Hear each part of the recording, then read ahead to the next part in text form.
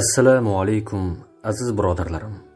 Videoni keng tarqalishi uchun like bosishni unutmang. Payg'ambarimiz alayhissalom sababchi bo'lgan qilgan bilan barobardir deganlar. Inshaalloh bu sabab siz ham ajrga ega bo'lasiz.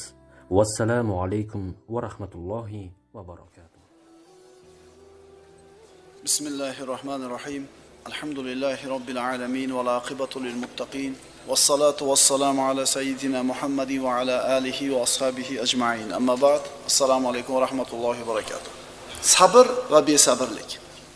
Alloh subhanahu va taolo odam bolasini yaratar ekan, uni sinovga, imtihonlarga, balolarga duchor qiladi. Allazi xalaqal mauta val hayata liyabluwakum ayyukum ahsanu amala. Sizlarni qaysi biringiz chiroyliroq amallarni qilishligini bilishligi uchun sizlarni baloga uchratadi, sinovga, imtihonga. Alloh tomonidan mana shunday sinovlar kelar ekan, insonlar ikki qismga bo'linib qoladi. Bir qismi sabirlar. Ular sabr qiladi. Alloh bergan shu kunga rozi bo'ladi. Yana bir qismi esa boshiga kelgan musibatdan jazoga tushadi. Norozi bo'ladi. Hatto ba'zilari yaratuvchisiga kofir ham bo'ladi. Odamlar ikkiga bo'lindi. Sabirlar va jazoga tushadiganlar. Bular ikkalasi teng bo'ladimi? Haqiqiy sabirlarning imomi bo'lgan Muhammad Mustafa sallallohu alayhi vasallam balolandi. Aziyatlarga uchradilar. Varaqa ibn Nawfal Rasululloh sallallohu alayhi vasallamga sizni qavmingiz yurtingizdan haydab chiqarayotganida qaniydi yosh yigit bo'lsam sizga yordam bergan bo'lardim. Payg'ambarimiz sallallohu alayhi vasallam ava muhrijiyahum, ya hali meni qavmim yurtimdan haydab chiqaradimi? Varaqa ibn Nawfal payg'ambarimizga birinchi kundan ta'lim beryaptiki, siz olib kelgan narsani kim olib kelgan bo'lsa, albatta aziyatlarga uchragan, unga nisbatan dushmanlik qilingan dedi. Rasululloh sallallohu alayhi vasallam aziyatlarni har turlisiga uchradi. U zot sallallohu alayhi vasallam Makka da turar ekan, so'kishdi, urishdi, yuziga tupurishdi, ustiga ichak-chavoqlarni, hayvonlarning ichak-chavoqlarini tashlab qo'yishdi, toshlar bilan qo'lashdi, yolg'onchilikda ayblashdi, hatto qatl qilishlikkacha qasd qilishdi. Alloh taolo payg'ambarimiz sallallohu alayhi vasallamga mana shunday bir qiyin, mashaqqatli kunlarida vahiy qildi. Astagfiru billah, wasbir wa ma sabruka illa billah va la tahzan alayhim va la taku fi ziqin mimma yamkurun. Ey Muhammad alayhissalom, ustingizga kelayotgan narsalarga sabr toqat qiling. Yolg'iz Alloh yordami bilangina sabr qilishga qodir bo'lursiz. Biz sabr bo'lishimiz uchun, ustimizga kelayotgan yengil og'ir kunlarga sabr qilishimiz uchun Allohning yordami kerak. Agar Alloh quvvat bermasa, hargiz sabr qila olmaymiz. Ularning ustida mahzun bo'lmang. Ularning makr hilalaridan siqilmang ham. Payg'ambarimiz sallallohu alayhi vasallamning ustiga birodarlar, inson bolasining ustiga qanaqa bir mashaqqat, sinovlar kelishi mumkin bo'lsa, hammasi keldi. Rasululloh sallallohu alayhi vasallamning hamma bolalari, Fatima onamizdan tashqari, Rasulullohning o'zidan avval vafot etdi. Rasululloh sallallohu alayhi vasallamning 3 o'g'il, 4 qizi bo'lsa, mana shu 7 ta farzandidan 6 tasini Rasululloh ko'mdi. Bitta farzandi o'lsa inson qancha musibatga tushadi, qancha jazoga tushadi, qancha besabrlik qiladi. Payg'ambarimiz sallallohu alayhi vasallam 6 ta farzandini o'zi ko'mdi. O'g'illari balog'atga yetmasdan uchalasi ham vafot etdi. Mana shu emiziklik o'g'li Ibrohim vafot etganida payg'ambarimiz sallallohu alayhi vasallam nima dedilar? Albatta qalb qayg'uradi, ko'z yoshlanadi, ammo biz faqatgina Robbimizni rozi qiladigan so'zni aytamiz. Ey Ibrohim, biz sizdan ajralishdan mahzunmiz. Inna lillahi va inna ilayhi roji'un. Payg'ambarimiz sallallohu alayhi vasallamning zamonlarida bir ayolning farzandi vafot etdi. Bitta farzandi vafot etdi. Haligi ayol farzandini qabrining ustida turib qattiq yig'lar edi.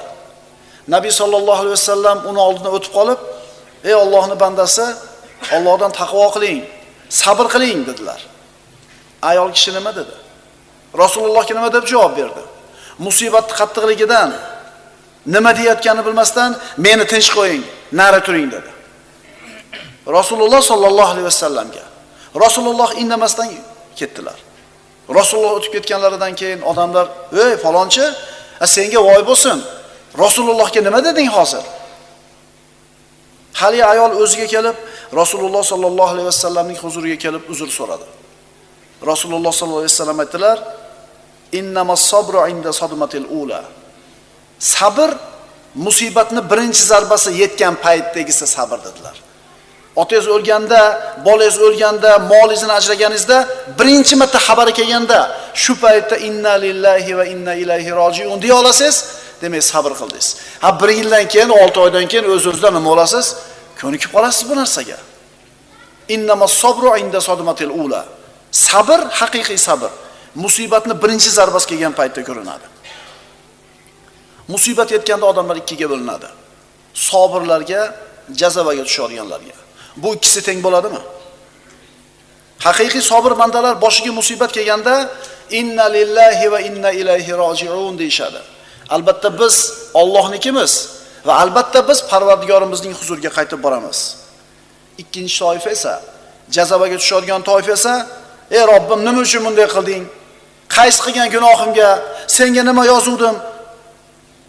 Nima uchun ayni men? Kinolarda eshitamiz, ey Xudo, men senga nima yozuvdim deydi. Ey Xudo, qaysi gunohim uchun deb qo'yadi. Agar seni qilayotgan gunohlaringga 10 tadan bittasiga 10 da jazo berganida bir kun ham turmas eding. Sabr bilan jazoga tushadigan kishi hech qachon bular teng bo'lmaydi. Sabr bandalar haqida Alloh taolo shunday deydi. Astagfirullah. Va bashshiris sabirina alladina idza asabatuhum musibatun qalu inna lillahi va inna ilayhi rojiun. Biror musibat kelganda, albatta biz Allohning bandalarimiz va albatta biz u zotga qaytguvchilarmiz deydigan sabirlarga xush xabar bering. Musibat kelgan paytda shu so'zni aytish kerak. Inna lillahi va inna ilayhi rojiun. Ikkinchi toifachi, bular haqida ham Alloh taolo xabar berdi.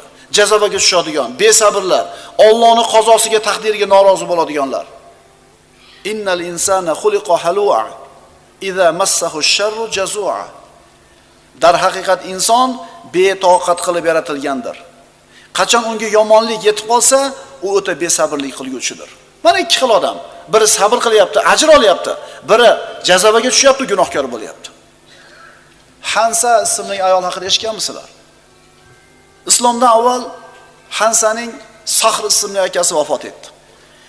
Jahiliyat davri. Akasidan ajraganligidan qayg'uga botib, jazoga tushib, tongdan kechgacha yig'lar edi. Albatta bu jazoba edi. Akasini o'limini eslab, marsiya o'qib, she'r o'qib shunday der edi. She'rining mazmuni quyidagicha edi. Kunni chiqishi menga sahrni eslatadi. Har kun botganda ham uni eslayman. Agar atrofimda akalari uchun yig'layotganlar ko'p bo'lmaganida edi, o'zimni aniq qatl qilgan bo'lar edim. Bu jahiliyatdagi ahvoli. Keyin bu ayol islomga kirdi. Islomi chiroyli bo'ldi. Umar ibn Xattob roziyallohu anhu davrida Qodisiyya ma'rakasi sodir bo'ldi. Hansaning 4 ta o'g'li mana shu ma'rakada qatnashdi. Ularning 4 tasi hali ma'raka nihoyasiga yetmasdan turib xabar keldi onaga. Ey Hansa, sizni 4 tala o'g'lingizni Alloh qabul qildi. Alloh ularni shahidlik bilan ikrom qildi. Jahiliyatda bitta akasi o'lgani uchun qancha yig'lab, qancha jazoga tushgan edi. Mana endi islomga kirganda 4 tala o'g'li bir kunda ketyapti. Yig'ladimi? Jazoga tushdimi? Norozi bo'ldimi? Nima dedi? Inna lillahi va inna ilayhi rojiun.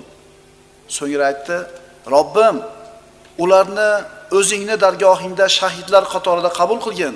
Meni ham ular bilan birga naim jannatlarida jamlagin. Ana birodarlar, sabr. Bundan ortiq so'zni gapirgani yo'q. Hansaning sabri shunday bo'ldi. Hansani jahiliyatdagi davri bilan, holati bilan islomga kirgandagi holati teng bo'ldimi? Bu ikki holat teng bo'ladimi? Allazina idza asabatuhum musiba. Bu shunday zotlarki, qachon ularga musibat yetsa, ya'ni bir tabib bir bemoriga aytadiki, analiz qildik, tashxis qildik, takror tekshirdik, falon kasalga chalinibsiz dedi. Shunday odamlar bor, dod deydi, yig'laydi, norozi bo'ladi, tabibni la'natlaydi kerak bo'lsa, va Robbisining taqdiriga norozi bo'lib, "Ey Robbim, nima uchun men?" deydi. Ammo solihlarchi? Boshiga musibat tushganda ular jazoga tushmaydi. Abu Bakr Siddiq roziyallohu anhu u kishi betob bo'ldi va mana shu kasalligi tufayli keyin vafot etdi. U kishining huzuriga kirganlar, "Tabib chaqiraylikmi sizga?" deyishganida Abu Bakr Siddiq, "Tabib meni ko'rib ketdi." Odamlar, "Nima dedi?" "Albatta men xohlagan ishimni qilsam bo'lar ekan, shunday deb aytdi" dedi. Ya'ni o'lishigini bildi, jazoga tushgani yo'q. Odam bolasi borki, birodarlar, ustiga musibat keladi. Tirik ekan, sinovlar keladi. Bundan hikmat nima? Liyabluwakum ayyukum ahsanu amala. Ichingizda qaysinilar chiroyliroq amal qilishingizda sinashlik uchun. Walanabluwannakum hatta na'lamal mujahidin minkum was-sabirin va nabluwa akhbarakum. Alloh taolo Muhammad surasida marhamat qiladi. Albatta biz to sizlarning orangizda mol va jonlari bilan jihad qilguvchi va yaxshi yomon kunlarida sabr qiluvchi zotlarni bilgunimizcha hamda sizlarning holi xabarlaringizni tekshirib yuzaga chiqargunimizcha sizlarni imtihon qilamiz. Balo kelganda ayrim odamlar sobit bo'ladi, ayrimlari jazoga tushadi. Lekin ikkalasining ham boshiga musibat keldi. Ikkalasi teng bo'ladimi? Jazoga tushgan kishi Robbisining qazoy qadariga e'tiroz bildirayotgan bo'ladi. Nima uchun bunday bo'ldi? Nima uchun zarar ko'rdim? Qanday qilib bu kasallikka uchradim? Qanday qilib men yaxshi ko'rgan inson vafot etdi? Norozi bo'ladi Allohning qazosiga. Umar ibn Xattob aytardi roziyallohu anhu, eng yaxshi hayotimiz sabr bilan bo'lishligini ko'rdik. Eng yaxshi hayotimiz sabr bilan bo'lishini ko'rdik. Kishi besabr bo'lar ekan, uni hayoti hech qachon yaxshi bo'lmaydi. Jannatiylar jannatga kirganlarida ularni nima sabab bilan jannatga kirganligini Alloh taolo bayon qilib beryapti. Astagfirullah va jazahum bima sabaru jannatan va harira. Ularni sabr qanoatlari sababli jannat va jannatda egnilarida bo'ladigan ipak liboslar bilan mukofotladi. Nima sababdan kiribdi jannatga ular? Sabr tufayli. Qaysi sabr tufayli? Musibat kelganda, ko'yniga yoqmaydigan ish sodir bo'lganda, inna lillahi va inna ilayhi rojiun deb boshqa gap gapirmaydiganlar. Solih kishilardan biri aytadi, ikkala ko'zi ko'r bo'lgan bir shol odamning oldidan o'tib qoldim.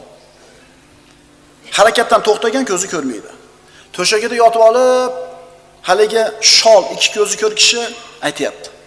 Yaratgan ko'p bandalaridan meni afzal qilib qo'ygan Allohga hamdlar bo'lsin. Allohga hamdlar bo'lsin.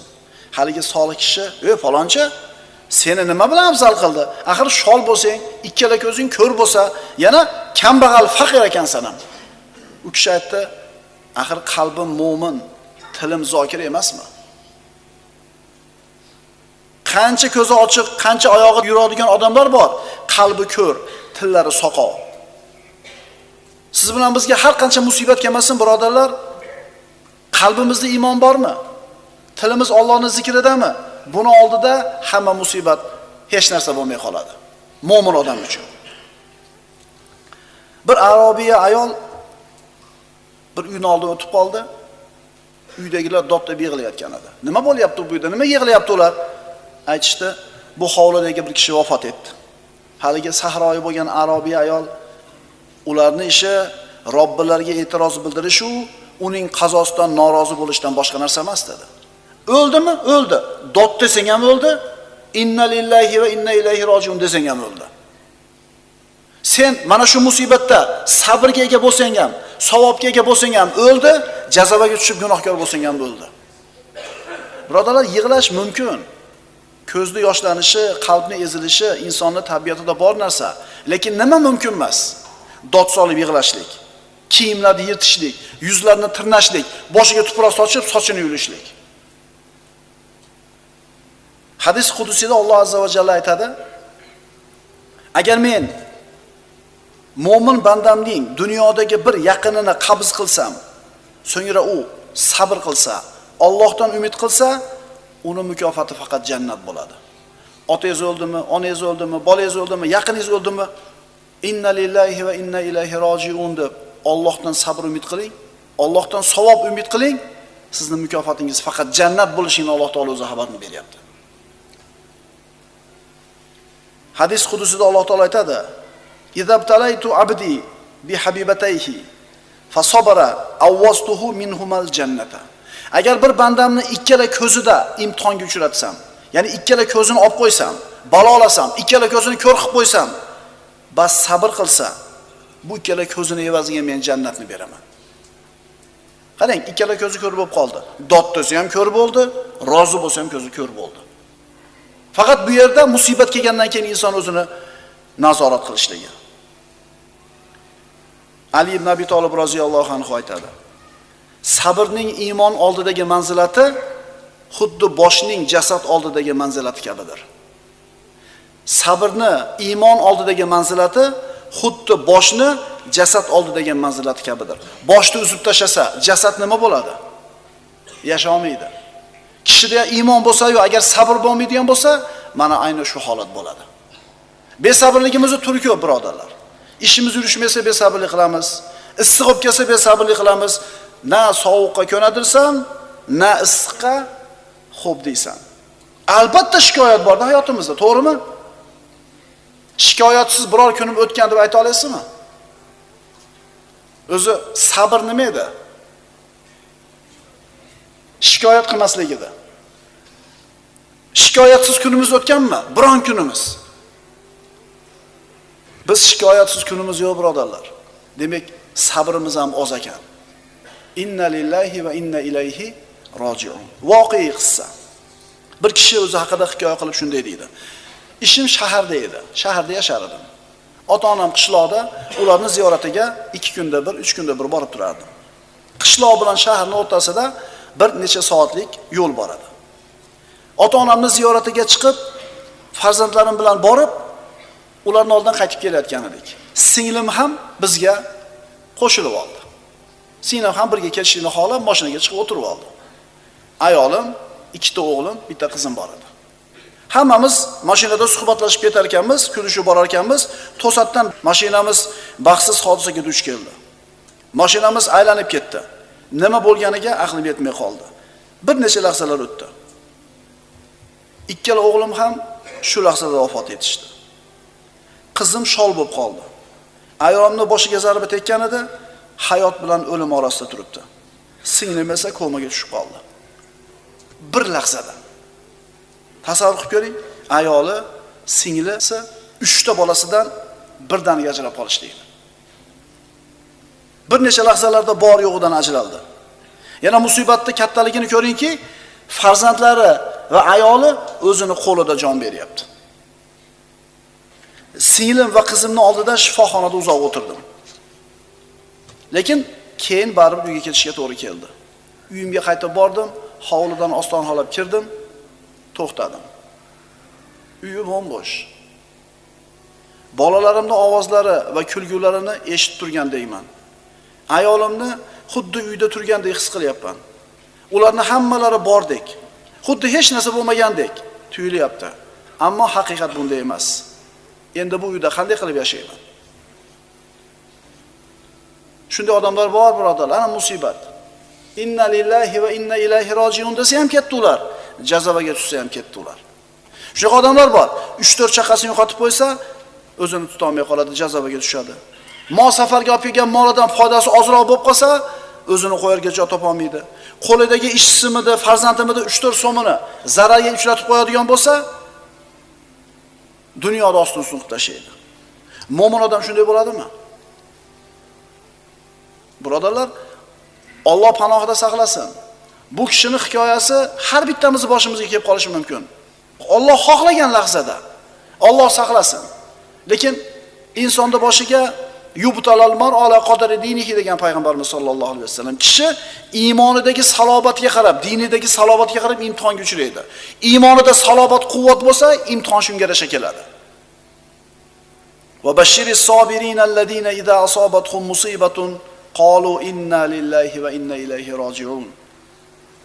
Biron musibat kelganda, albatta biz Allohning bandalarimiz va albatta biz u zotga qaytuvchilarmiz deydigan sabirlarga xushxabar bering. Birodarlar, Allohning sinovi, musibati, balolari kelganda odamlar ikkiga bo'linadi. Sabr bandalar, jazabaga tushadigan bandalar. Sinov har xil bo'ladi. Qo'rquv, ochlik, kambag'allik, kasallik, yaqinlarning vafotlari. Oqil kishi mana shunday qalbiga yoqmaydigan makruh ish sodir bo'lganda ikki og'iz so'zni aytishlik kerak. Inna lillahi va inna ilayhi roji'un. Albatta biz Allohnikimiz, o'zimiz ham, molimiz ham, hamma narsamiz Allohniki va inna ilayhi roji'un. Albatta uning huzuriga qaytib borguvchidirmiz. Agar kim mana shu kalimalarni aytsa musibat kelganda, inna lillahi va inna ilayhi roji'un, unga 3 ta mukofot bor. Ulaika alayhim salavatun min robbihim va rahma va ulaika humul muhtadun. Ana o'shalarga Parvardigorlari tomonidan salovat, mag'firat va rahmat bordir. Ana o'shalar haq yo'lni topguchidirlar. Musibat kelganda inna lillahi va inna ilayhi roji'un deganlarga birinchisi Robbilari tomonidan salovat bor. Ikkinchisi Robbisi tomonidan rahmat va'da qilinyapti. Uchinchidan hidoyat topganligi aniq bo'lyapti. Alloh subhanahu va taolo doim o'zini qazo qadariga rozi bo'ladigan, qalbiga yoqmaydigan makruh sodir bo'lganda inna lillahi va inna ilayhi. Baxt va baxtsizlik. Baxt nima o'zi? Baxtni kimdir sog'ligida deb biladi, kimdir yoshligida deb biladi, kimdir yana bir mansabda deb biladi. Baxt nima o'zi? Kishini qalbini xotirjamligi, kunidan rozi bo'lishlik, qalbning oromi. Kishini qalbi orom bilan turganligi, g'am tashvishli yo'qligi, kuniga xotirjamligi, kuniga roziligi bu baxt. Odam bolasi borki, birodarlar, baxt islaydi. Shaqovatdan, badbaxtlikdan qochadi. Endi ulardan qanchasi saodatni topadi, bu insonlardan qanchasi topmaydi, Alloh biladi. Alloh taolo Odam alayhisalomni yaratib, otamizni jannatga kiritdi. So'ngra uni qovurg'asidan Havo onani yaratdi. So'ngra aytdi: qarang, Odam alayhisalom Havo onamiz bilan jannatda hamma narsa muhayyo. Alloh taolo aytdi: Astagfirullah, faqulna ya Adamu inna hada aduwwun laka va li zawjik fala yukhrijannakuma minal jannati fatashqa. Bas biz aytdik, ey odam, albatta bu, ya'ni iblis, senga ham, seni xotiningga ham dushmandir. Bas u ikkovingizni jannatdan chiqarib baxtsiz bo'lib qolmagan. Fatashqa. Jannatdan chiqib kelsang baxtsiz bo'lib qolasan. Jannatda turishlik baxtida ekan, chiqishlik badbaxtligida ekan. Jannatdan chiqib badbaxt bo'lib qolishiga kim sabab bo'lar ekan? Shayton, iblis. Saodatni hammasi birodarlar jannatda. Shaqovatni, baxtsizlikni hammasi jahannamda. Odam alayhisalom, Havo onamiz ikkalasi bo'lib man qilingan mevani yeb qo'yganlardan keyin jannatdan chiqarildilar. Hamda Alloh taolo Odam alayhisalomni yerga tushirib yana vahiy qildi. Astagfirullah, faman ittaba hudaya fala yadhillu va la yashqa. Bas sizlarga men tarafdan hidoyat kelganida kim mening hidoyatimga ergashsa, yo'ldan ozmas va baxtsiz bo'lmas. Alloh tomonidan kelgan hidoyatga ergashgan odam yo'ldan ozmaydi, baxtsiz bo'lmaydi. Shaqovatdan uzoq bo'lishni istaymizmi? Alloh taoloning hidoyatiga yuraylik. Va man a'rada an zikri fa inna lahu ma'ishatan danka. Endi buni muqobilida bir toifa insonlar bor, Allohning zikridan yuz o'girgan, Allohning hidoyatidan yuz o'girgan. Alloh taolo aytadi: kim mening eslatmamdan yuz o'girsa, bas albatta uning uchun tang baxtsiz hayot bo'lar. Mana kishi dunyoda baxt islar ekanmi? Hidoyatda yursa baxtli bo'ladi deyapti Alloh taolo. Hidoyatdan yuz o'girsa, Robbisining zikridan yuz o'girsa, badbaxt bo'lyapti. Saodat, baxt, saodat deb gapirilganda pul aytilinyaptimi? Millat, qaysi millat vakili bo'lishi aytilyaptimi? Qaysi zamonda, qaysi yurtda yashashligi aytilyaptimi? Peshonasi ochiq odamlarda, o'sha Yevropada yashayotganlarchi. Baxtli odamlarda nimaga? Benzin narxi ham oshmaydi. Magazinlar to'ldirib produktda, zo'rda, baxtli odamlarda baxt degan tushuncha hidoyat ekan, birodarlar. Baxtsizlik, shaqovat degani hidoyatsizlik, zalolat ekan.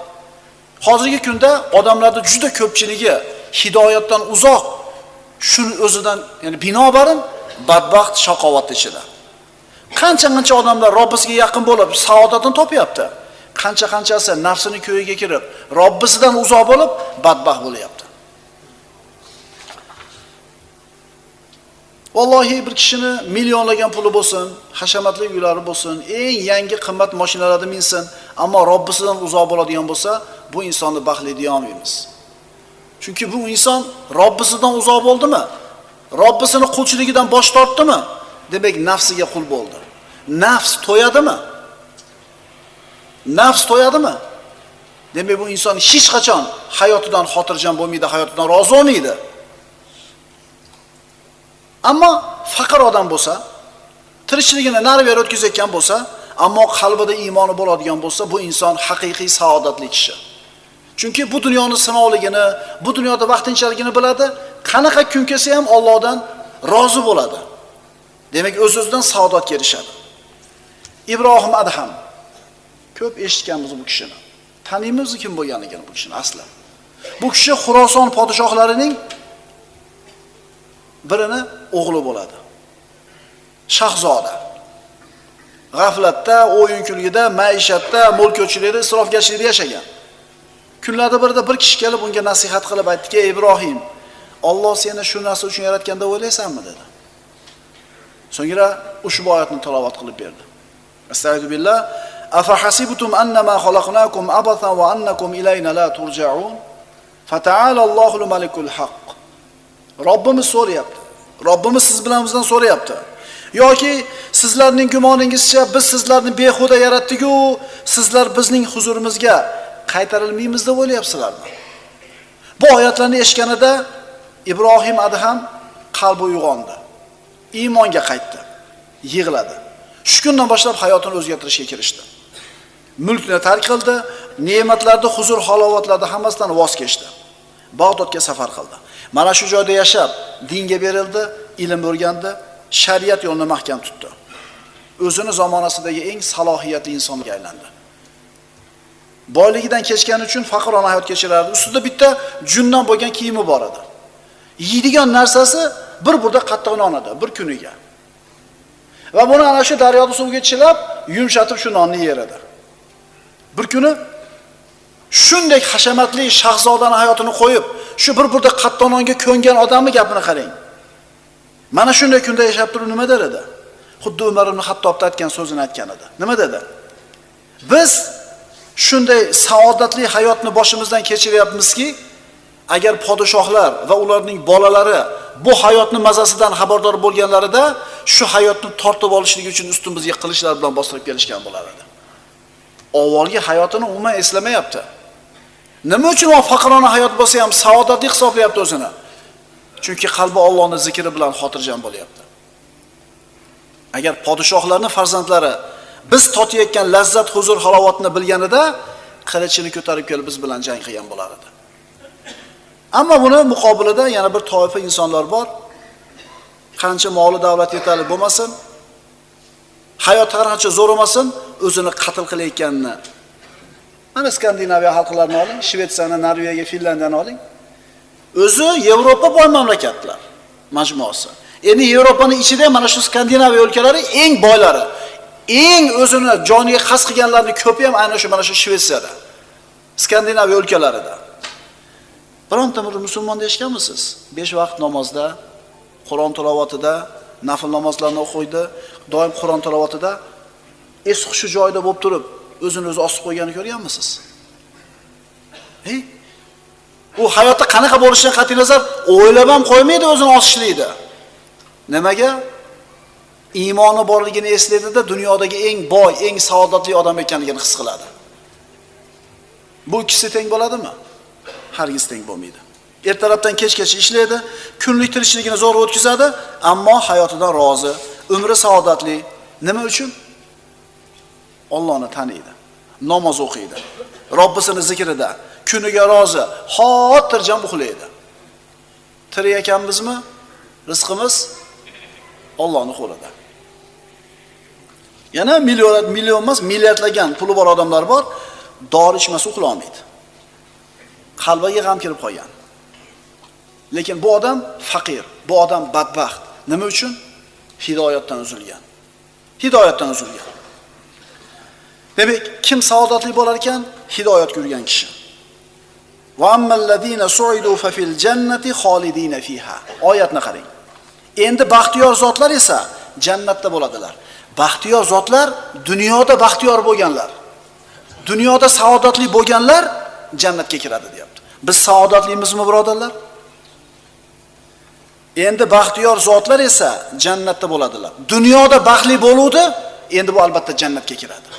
Endi keyingi oyat. Fa ammallazina shaqu fa fin nari lahum fiha zafirun va shahiq. Bas, endi badbaxt kimsalar do'zaxda bo'lib, u joyda ohu faryod qilurlar. Badbaxt kimsalar do'zaxda bo'ladi. Demak, do'zaxga tushguncha bular badbaxt bo'lgan. Nima bilan? Iymonsizlik bilan, kufr bilan, Allohdan uzoq bo'lishlik bilan. Ulamolarning biri u kishini qamab qo'yishdi. Avval yashab o'tgan salaf solihinlardan qamoqda turar ekan aytar edi. Shu qasrchalik, shu qamoqchalik oltinni sadaqa qilsam ham men hozir his qilayotgan ne'matni shukrni ado qila olmayman. Shunday zo'r yashayapman, shu qasrchalik keladigan oltinni ehson qilsam ham shukr ado bo'lmaydi. Qanaqa ne'matni ichidasiz? Axir qamoqdasiz u. Bu qanaqa ne'mat? U kishi aytdi, yo'q. Men bir lazzatni ichidaman, odamlar uni bilmaydi. Qamab u kishini orqasidan eshik yopishganida tabassum qildi.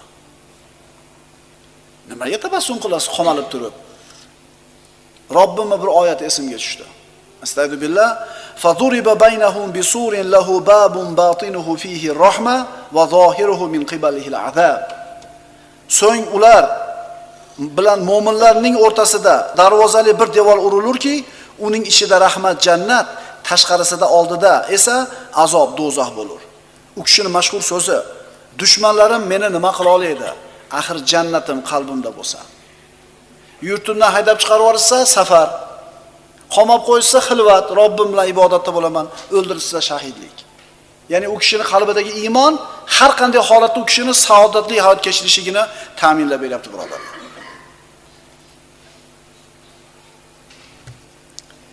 Qari kampir enalarimiz uyqularidan voz kechishib Qur'on o'qib o'tirishadi. O 1-2 gacha. Buni ko'rgan ayrim kishilar bechora deydi. Uxlashda o'rniga o'zini qiynab kitob o'qiyapti deydi.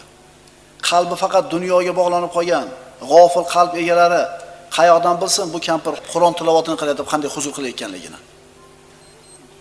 Yana shunday bir odamlar bor, moli dunyosining hisobi yo'q, sarflab tugata olmaydi, ammo iymoni yo'q. Butun g'ami moli dunyosini ko'paytirishlik. Bu ikkisi hech qachon ter bo'lmaydi. Ibn Kasir o'zining Bidoya va nihoyasida bir ajib qissani keltiradi. Musulmonlar salbchilar bilan jang qilishar edi. Musulmonlarning qo'shni orasida bir yosh yigit bor edi, qori edi, hofizi Qur'on. Musulmonlarga Qur'on tilovat qilib berar edi. Odamlar yaxshi ko'rishar edi. Salbchilarning qasri ichida turib jang qilayotgan odamlarning orasida bu musulmon yigit bir qizga ko'zi tushdi. Uzoq kuzatdi. U qizning ishqi bu yigitning qalbiga tushdi. Kunlari birida yo'lini qildida, haligi qizga murojaat qildi. Qanday qilib senga yetishsam bo'ladi? Qanday yo'l bor senga yetishlikka? Qiz aytdi: "Nasroniyga o'tasan, menga uylanasan." Yigit nima qildi? Musulmonlar safidan chiqib, nasroniylar safiga kirib ketdi. Nasroniy diniga o'tdi. Keyin mana shu qizga uylandi. Bu qal'ani musulmonlar fath qilisha olmadi, ortiga qaytib ketdi. Bu yigitni yo'qotib qo'yishdi. O'ldimi, tirikmi, asir tushdimi yoki nima bo'ldi? Xabarlari yo'q. Bir qancha vaqt o'tgandan keyin qo'shin takror keldi yana qal'ani fath qilishlikka. Musulmonlar qarashuvdi, ana shu nasroniylarning safida turgan bir yigit e'tiborini tortdi ularni. Qarashuvdi, haligi qori yigit. Unga: "Voy, sen falonchimisan?" "Ha, men shu falonchiman." "Ha, bizga Qur'on tilovat qilib beradigan falonchimisan?" "Ha, o'shaman" dedi. "Senga nima bo'ldi? Qur'oning nima bo'ldi seni? Qur'on yodlagan eding-ku, musulmon eding-ku." U nima dedi? Qur'onni hammasi esimdan chiqarilib yuborildi. Qalbimdan olib qo'yildi. Faqatgina bitta oyat esimdan chiqmayapti. Qur'onni ko'targan, hammasi hidoyat, nur, Alloh taolo olib qo'ydi. Faqat bitta oyat esimda qoldi. Mana shu oyat uni xotirasida qolib, uni qiynab unga azob berayotgan edi. Qaysi oyat edi? Astagfirullah. Rubbama yawaddu allazina kafaru law kanu muslimin. Zarhum ya'kulu va yatamatta'u va yulhihimul amal fasawfa ya'lamun. Bitta oyat qopti qarang. Hali qiyomat kuni kofir bo'lgan kimsalar musulmon bo'lishni istab qolurlar. Ey Muhammad sallallohu alayhi vasallam, ularni qo'yavering, yeb ichib foydalanib qolsinlar, orzu havaslariga mashg'ul bo'laversinlar. Bas yaqinda bu qilgan ishlarning oqibatini bilib olurlar. Ey musulmonlar, parvo qilmanglar bu dinsizlarni, dindan uzoqlarni, dunyolari obod bo'layotganligi. Alloh taolo ularni sinayapti bu narsa bilan. Ular ham o'ladi. Musulmonlar ham o'ladi. Robbisining huzuriga borganda bular ana shu kambag'alroq bo'lsa ham musulmon bo'lib yashamagan ekanman degan pushaymon deyishadi. Yer yuzida yashayotgan odamlar ikki toifa: saodatmandlar, badbaxtlar. Ana shu dinsizlarni, moli davlatini ko'pligi siz bilan bizni aldab qo'ymasin. Albatta Alloh ularni bu bilan azoblayapti. Ko'pchilik, balki aksariyati baxtsiz. Solih kishilardan biri aytadiki, hayotimda shunday bir lahzalar o'tadi, shu lahzalarda o'zimni shunday his qilamanki, agar jannatiylar ham shu narsani his qilsa, demak ularning ham hayoti yaxshi ekan. Shu dunyoda yashab turib aytayapti, shunday bir lahzalar bo'ladi, o'zimni shunday huzur halovatda his qilaman, agar jannatiylar ham shuni his qilsa, demak ularning ham hayoti yaxshi ekan. U qanday lahzalar? Sajdada turgan paytingiz, Qur'on tilovat qilayotgan paytingiz, Ka'bani tavof qilayotgan paytingiz, hoji aka. Bomdod namoziga qorong'ida ketib borayotgan paytingiz, iftorlik qilayotgan paytingiz, yetimni boshini silab, ko'zingizga yosh kelib, unga xayr ehson qilayotgan paytingiz. Alloh taoloning kalomini eshitib, ko'zingizga yosh kelgan paytingiz, eslaydi shu paytda. Tilingiz bilan tasvirlab bera olasizmi? Yig'laysiz a? Ya'ni yig'latadigan joy, Arafatda turibsiz, otangiz, onangiz sizdan rozi bo'lganligi haqida qo'lini ko'tarib duo qilyapti. Otangizdir, onangizdir sizga roziligini aytib duo qilyapti. Endi bundan keyin hech qachon kam bo'lmaysiz. Shuning uchun pul topayotganlar haligi har xil mashina olib, hashamatli uylarda solib, hadeb dunyoda obod qilaman, kafil yopishtiraman, miramir qo'yaman, sariq tosh qo'yaman do'rmasdan, otanglarni bittasinimi, pulingiz yetsa, bo'lmasa ikkalasini olib borib turib, Arafatda turib, qani dada, keling, oyi bir duo qilar haqingga deb turib, bir duosini olib ko'ringlar-da. Mana shu lahzalar lazzatni, saodatni cho'qqisi. Mana shu saodatdan insoniyatda juda ko'pchiligi mahrum birodarlar. Har qancha dunyoyingiz ko'p bo'lsin, bu dunyoyingizni sarflab har qancha huzur, halovat toping, kayf toping, ammo bu halovat, lazzatning ortida nima qoladi qalbingizda? Gunoh qoladi. Qalbingizda qorayish qoladi. Ular har qancha chiroyli kiyimlarni kiyib, eng lazzatli taomlarni yemasin, eng yangi mashinalarda yurmasin, har qancha dunyoda sayr sayohat qilmasin, baribir baxtsiz. Baribir baxtsiz, chunki qalbida iymon yo'q ularning birodarlar. Sababi Robbilardan ular voz kechgan kishilar. Insonning qalbi qachon xotirjam bo'ladi? Qachon kuniga rozi bo'ladi? Qachon inson baxtli bo'ladi? Alladina amanu va tatma'innu qulubuhum bi zikrillah, ala bi zikrillahi tatma'innul qulub. Ular iymon keltirgan qalblari Allohni zikr qilish, eslash bilan orom oladigan zotlardir. Ogoh bo'lingiz kim? Allohni zikr qilish bilan qalblar orom olur. Faqat Allohni zikri bilan qalbingiz xotirjam bo'ladi. Ishonavering birodar, 10 ming dollar bugun toping-da. Qancha yetmaydi? Yana 10 ming yetmaydi. 20 ming toping-da. 20 ming yetmaydi. 100 ming toping-da, 100 ming rasxod ko'rinadi. Faqat Allohning zikri bilan qalb xotirjam bo'ladi, Allohga bo'lgan iymon bilan inson baxtli bo'ladi. Darsimizning nihoyasi, darsimizni avvalida o'qib qo'ygan ikkita oyatimizni birodarlar yana takror o'qiymiz. Faman ittaba hudaya fala yadhillu va la yashqa. Kim mening hidoyatimga ergashsa, yo'ldan ozmaydi va baxtsiz bo'lmaydi. Faman a'rada an zikri fa inna lahu ma'ishatan donka. Kim meni eslatmamdan yuz o'girsa, albatta uning uchun tang, baxtsiz hayot bo'lur. Robbisining hidoyatiga yurib saodat topgan kishi, Robbisining hidoyatidan yuz o'girib badbaxt bo'lgan kishi, bu ikkalasi teng bo'ladimi? aqulu qawli hada va astagfirulloh li va lakum. Assalomu alaykum va rahmatullohi